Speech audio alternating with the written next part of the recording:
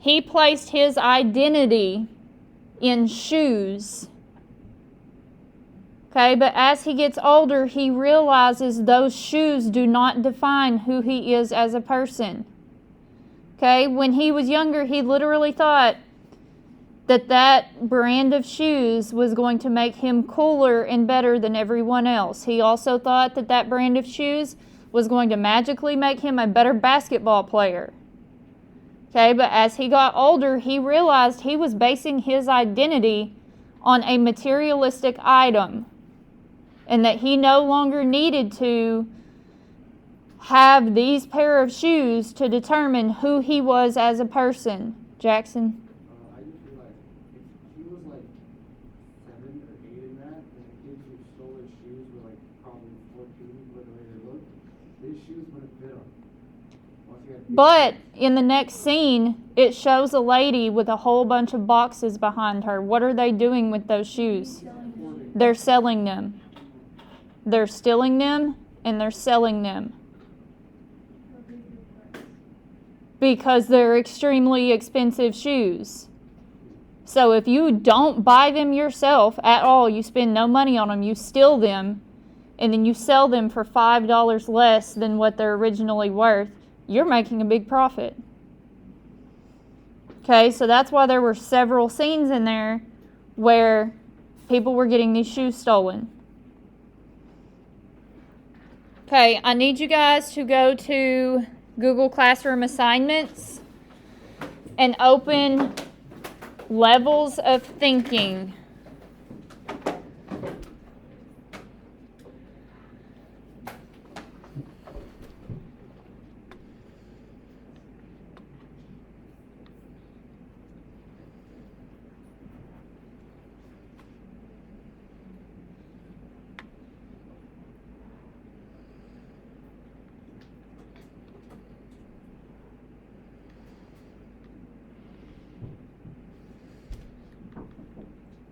Okay, when you guys are writing for this class, you are going to be asked to write analysis paragraphs and analysis essays. What we are looking at right now are the 3 levels of thinking that are necessary for you guys to pass through to create an effective analysis. Okay, level 1 is reading on the lines. What that means is you are just examining the work for what is there right in front of you. Nothing more. Just what is there in the text.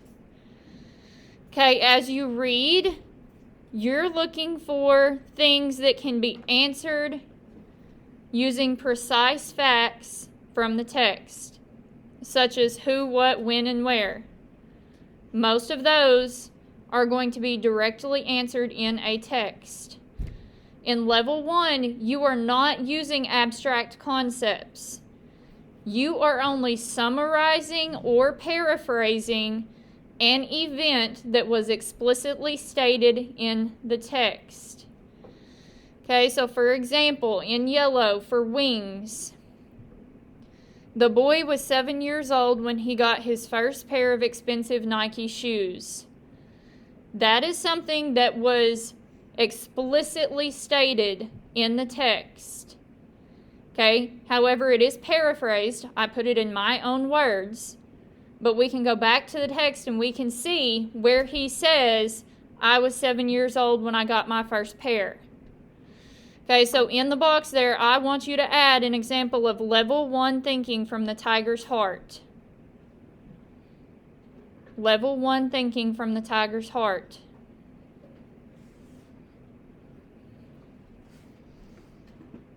No abstract concepts yet in level 1. You're only addressing what was explicitly stated in the text.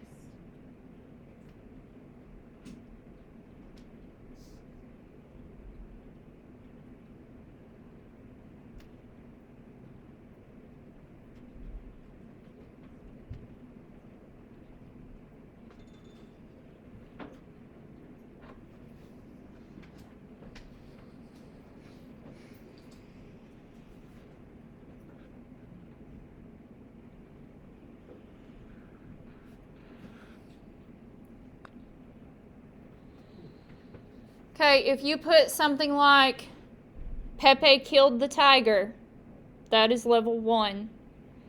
If you put Pepe saved money and bought his own gun, that is level 1. If you put Pepe killed a tiger with a machete but covered up the wound with a gun, that is level 1. Okay, so level 1 is literally what's right there in the text in front of you. Okay, so level 1 is by far the easiest. However, if you are going to move into levels 2 and 3, you have to know what happened in the text, which is level 1, just knowing what happened. Okay, level 2. This is the level that you guys are going to be expected to be writing in and thinking in most of the time. This is also one of the most difficult levels for most students. Okay, in level 2, you are reading between the lines, meaning you are making inferences and assumptions based upon the specific evidence you found in the text. Okay, so you're reading between the lines to make inferences. You're using your association word list to find abstract ideas that associate with your concrete evidence. So this is where you're moving into abstract concepts. Okay, you are trying to choose a tone for the piece based on the evidence you picked out. Terry?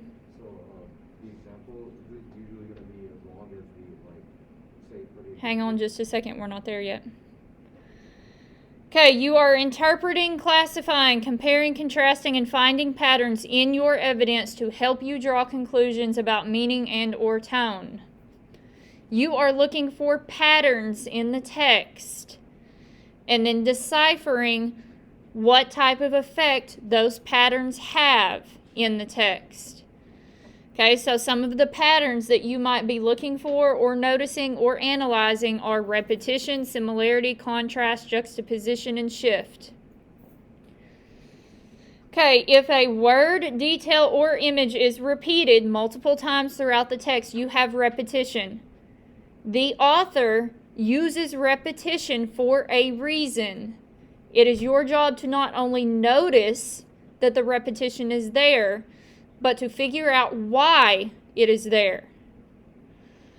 Okay, if there is a piece of evidence in the text that's very similar to other pieces of evidence, you have similarity.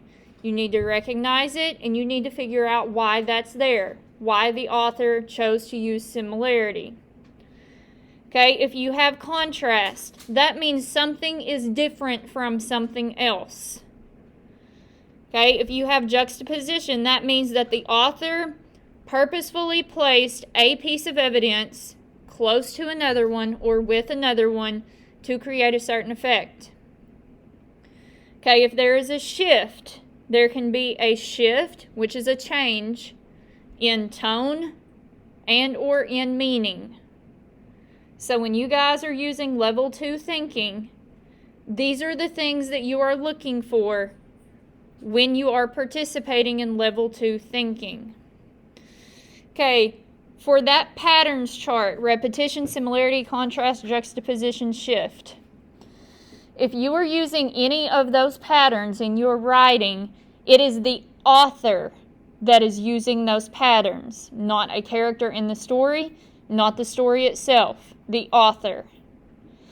Okay, and once you have stated the author's full name one time, how do you refer to the author every time after? Last name. Okay, for the example, this is level 2 for wings. First thing I want to point out is it is the author's, his name is only one name, but we're going to say Macklemore's his last name. I don't even know what his real name is. It doesn't matter. Okay, Macklemore contrasts the boy's belief that the shoes would help him achieve his dreams to the reality of the shoes contributing to his downfall. The vast difference between perception and reality creates confusion and chaos within the mind of the boy. That is level 2 thinking. That is making inferences and connecting abstract ideas to the evidence in the text to make meaning. That's a good example of level 2.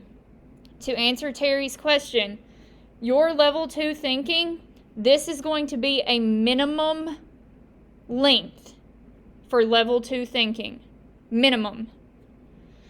Okay, if you are actually going deep into level 2 analysis, as you will be asked to do, it's going to take more than 2 sentences. Okay, so this is a minimal example of level 2 thinking. Okay, in the box, I want you to come up with an example of level 2 thinking using the tiger's heart.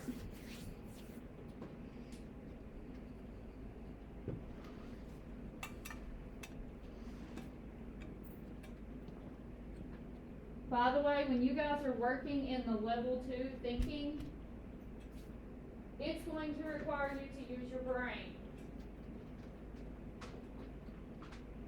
It's going to take a few minutes. If you're not having to use your brain and it's not taking you a few minutes, you are not doing it correctly.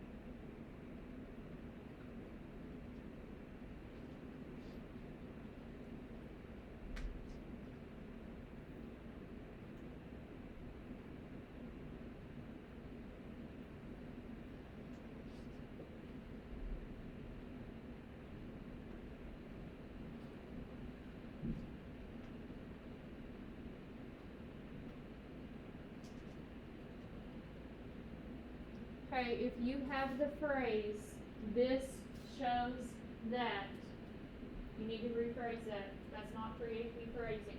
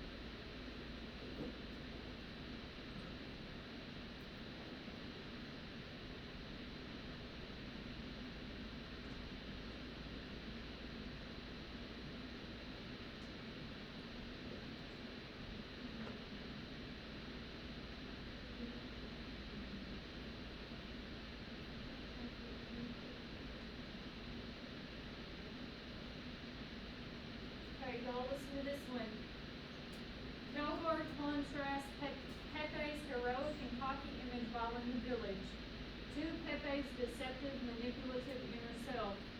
The difference between Pepe's external and internal identity presents the idea that he might feel the need to have control over the people and the situations in the village.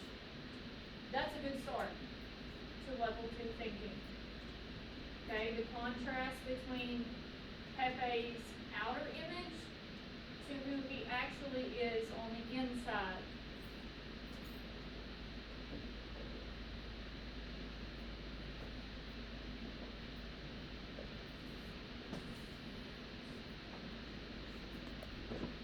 Okay, we need to move on to level 3.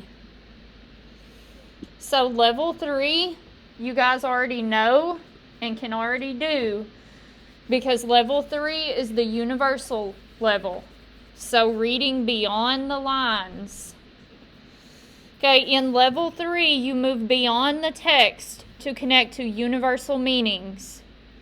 You make claims about the meaning and or the tone in the text.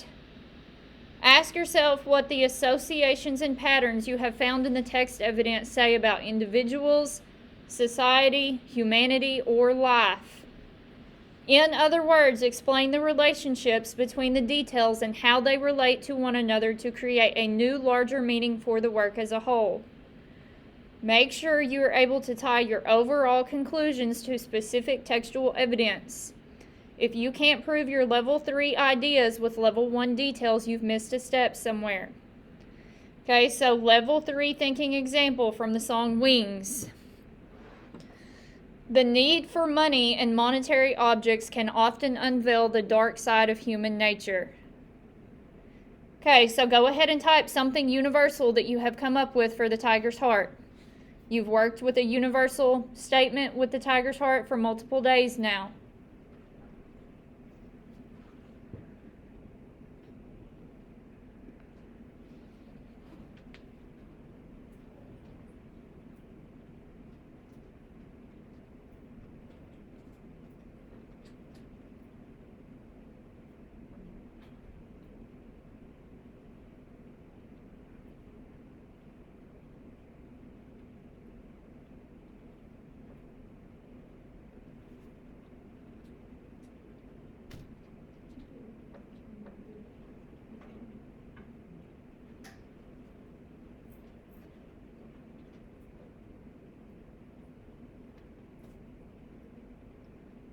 Okay, once you have your universal statement for the tiger's heart, it would be a good idea for you guys to take a screenshot of this document and save it in your English folder. You are going to need to be able to refer back to this multiple times. It's going to be easier for you if it is in a place where you can easily access it, which is not going to wind up being Google Classroom, because you know when more assignments get added, things get pushed down to the bottom and you might have to look through several things before you find it.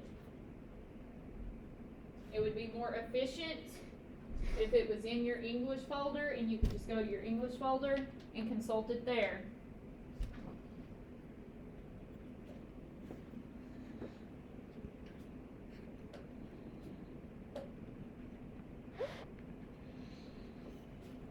Okay, once you have done that, go to today's agenda slide.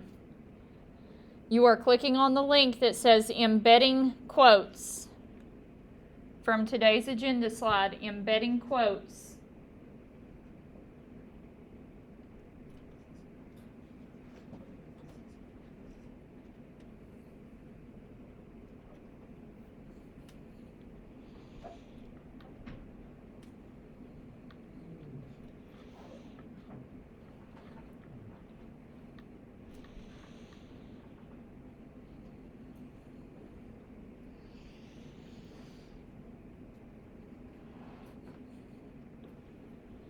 Okay, we need to be moving on. If you don't have embedding quotes open, you need to go ahead and get it open.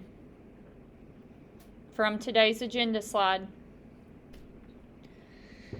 Okay, embedding quotes is something that you are going to be expected to be able to do from this point forward. Meaning, if you cannot properly embed direct quotes into your own writing, You will be getting points counted off in your paragraphs and in your essays for not doing so. Okay, so the big idea. You've written an insightful claim and found a great supporting quote. Now, you need to integrate that quote into your writing. Common pitfalls. The loose balloon, aka the dropped quote. Okay, a quote cannot just be dropped into a paragraph or an essay and stand alone. That is a loose balloon or a dropped quote. Okay, that is the opposite of embedding your quote into your writing.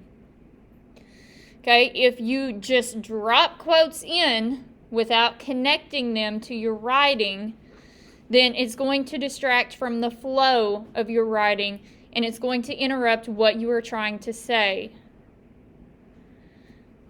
Okay, examples of loose balloons. Let's look at the second bullet point here. Holden gets frustrated and decides to leave, period. Quote, people are always ruining things for you. Quote. You cannot have a sentence that is just a direct quote. That is a dropped quote. It doesn't work. Okay, bullet point number 3. The narrator feels powerless against the Burmese. For example, comma, direct quote. For example is not a reasonable intro phrase to embed your quote into. For example does not work. Okay, so there are 4 methods, 4 different ways that you can be sure that you are embedding your quotes. Okay, method number 1 is using an intro or explanatory phrase separated from the quotation with a comma. Okay, so let's look at the second bullet point there. Thoreau suggests the consequences of making ourselves slaves to progress when he says, comma, quote, we do not ride on the railroad, it rides upon us. Okay, so this little phrase right here connects this person's original writing that they came up with on their own to this direct quote. This direct quote is not a sentence of its own. Okay, so this is an example of an intro or explanatory phrase separated from the quote with a comma. Okay, the last one there, the same thing. In his examination of the values and rhythm of American life, Thoreau asks, comma, direct quote, whatever it was that he asked. Okay, so that's method number 1.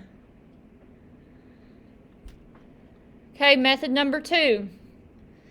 Answer the question using that plus the quotation. Thoreau argues that.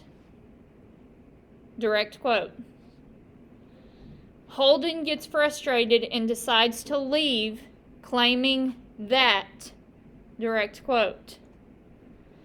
Okay, so answering the question using that plus the direct quote is method number 2 of how you can embed quotes into your own writing. Okay, method number 3. Introduce the quote with a complete sentence and then a colon. Let's look at the second bullet point there. Thoreau ends his essay with a metaphor, colon, direct quote. Time is but the stream I go a-fishing in. That is the metaphor. That is the quote that the metaphor is found inside of. Okay, be sure that if you're using this method, complete sentence colon quote, that whatever you put before the colon is indeed a complete sentence. If it is not a complete sentence, you cannot use this method. It will be incorrect. Okay, method number 4. Use short quotations, only a few words, as part of your own sentence. Okay, the second bullet point there. In where I lived and what I lived for, Thoreau states that his retreat to the woods around Walden Pond was motivated by his desire to live deliberately, which is a direct quote, and to face only the essential facts of life, direct quote. Okay, so everything that you see in yellow there is a direct quote. These are short quotations made up of only a few words that this writer has pulled from the text and put them into his or her own sentence. Okay, everything that's in white there, that is that student's own words. The pieces that are in yellow are direct quotes. So they're taking those short direct quotes from the text and putting them into their own sentence. Okay, third bullet point. Thoreau argues that people blindly accept shams and delusions as the soundest truths while regarding reality as fabulous. Okay, those are three extremely short quotes made up of one or a few words that this student has fit into their own words, their own sentence. Okay, and then same thing for bullet point number 3, same technique. Okay, so we quickly just went over the 4 methods that you guys are going to be using to embed your quotes. We are going to be practicing doing this before this week is over. Go ahead and put your iPads away. Someone come get the spray bottle and spray.